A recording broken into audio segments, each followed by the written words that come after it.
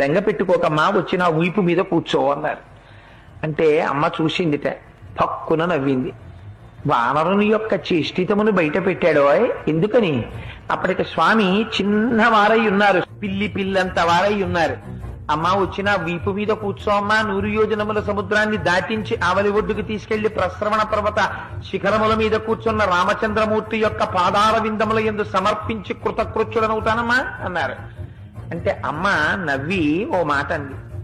ఎంత మాట అన్నావోయ్ హనుమా, నువ్వే ఇంత స్వరూపమా, నీకో ఇంత వీప, ఆ వీపు మీద నేను కూర్చోనా, నువ్వు నన్ను తీసుకెడతావా, నీ వానర బుద్ధి బయట పెట్టావోయ్ అంది.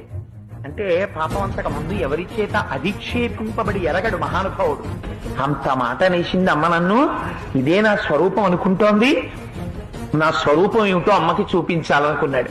మెరుమందర సంకాశౌ భవౌదీప్తానల ప్రభ సగతవ్యవతస్తే చ సీతాయా వనరోత్తమ.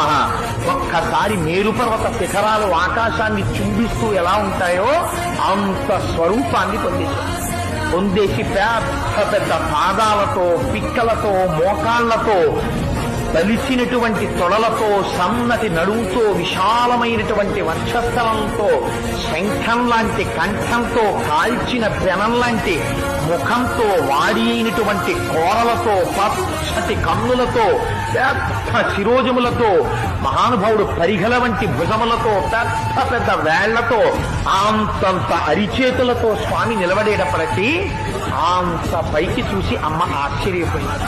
నాయనా నాకు తెలుసయ్యా నువ్వెవరవో, 100 యోజనముల